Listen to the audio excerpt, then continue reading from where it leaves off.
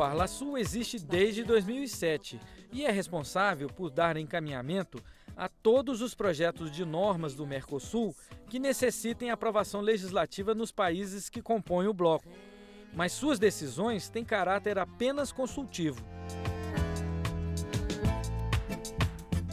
Optei por me retirar do Mercosul, entre outras razões, por termos dificuldades de avançarmos da forma que eu entendo que deveríamos avançar. E que o Parlamento do Mercosul seja um órgão deliberativo, que participe de forma ativa no processo de integração, que participe do processo de diminuição das assimetrias e que permitam os estados, através dos seus presidentes da República e dos seus chanceleres, que, pelo mínimo, o Parlamento do Mercosul seja um órgão consultivo nas grandes decisões internas do bloco, não só econômico, mas do bloco educacional, o bloco social e cultural. A União Europeia levou 50 anos para chegar onde está.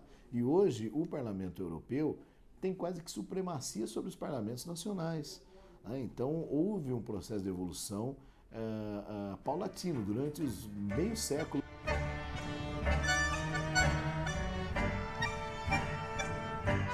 Em comparação com os principais blocos econômicos, o Mercosul ainda é pequeno.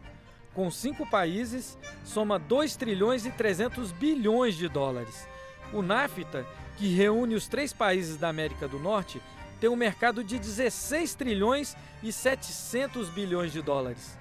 A União Europeia integra 27 países e tem uma economia de 13 trilhões e 600 bilhões de dólares.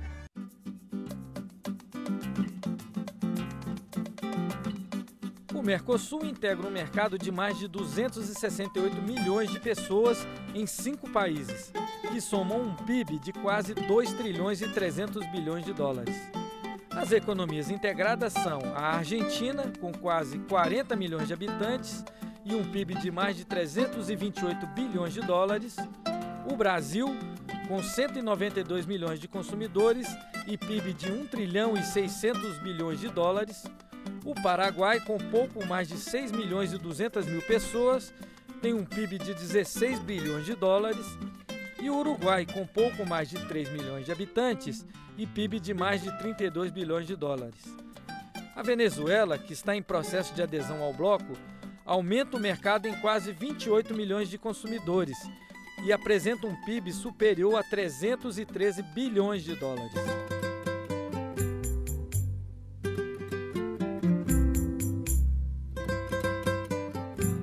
O ingresso do país no Mercosul aguarda apenas a confirmação dos parlamentos do Brasil e do Paraguai. Aqui, depois de alguma polêmica, foi aprovado pela Câmara dos Deputados e deve ser votado pelo Senado antes do final do ano.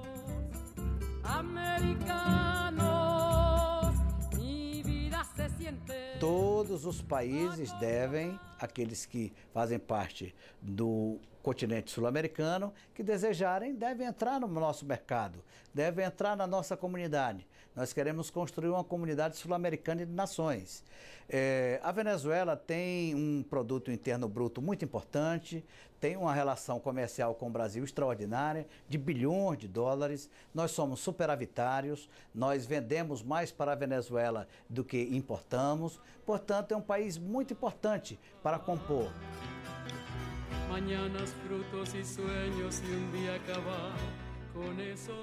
As diferenças sociais e econômicas entre os países são o maior desafio para a integração. Harmonizar as leis sanitárias, ambientais e de educação, por exemplo, é tarefa que depende de uma atuação mais decisiva do Parlasul. Americana pátria morena quero tener, guitarra e canto livre en tu amanecer.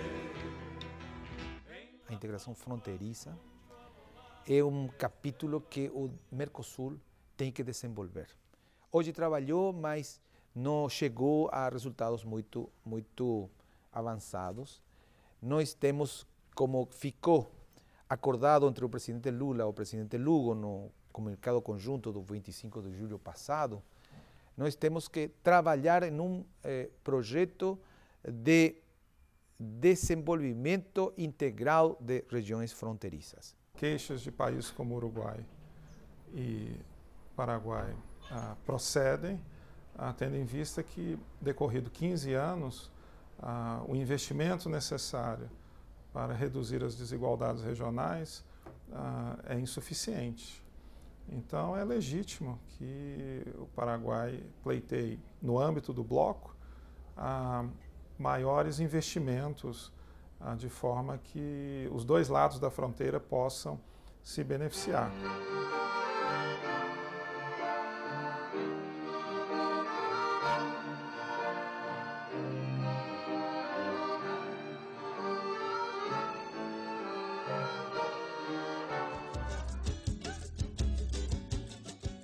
Como a gente vê nessa academia de dança, o intercâmbio entre os povos do continente está muito à frente da integração econômica. O problema é que os debates patrocinados pelos governos quase geralmente se concentram em questões comerciais, deixando de lado aspectos importantes da vida do cidadão do bloco. É essa lacuna que o Parlasul deve preencher.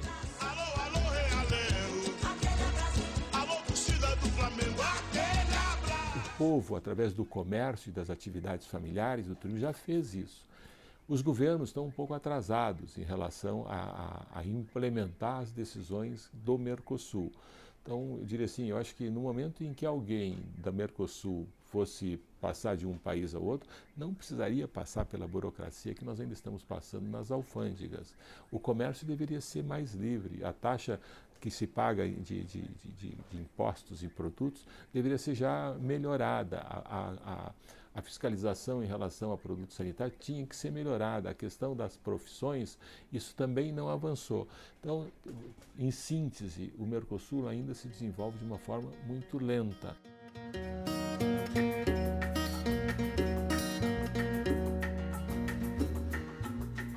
Uma das questões que mais atrapalha a integração entre os povos do Mercosul é a diferença do idioma.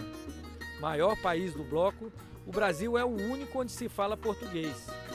Mas se depender dos cidadãos brasileiros, o espanhol não será uma barreira para estreitar os laços com os países da América do Sul. Aliás, o espanhol já é obrigatório no ensino regular. Vamos a la conga, ay Dios, vamos que ya suena.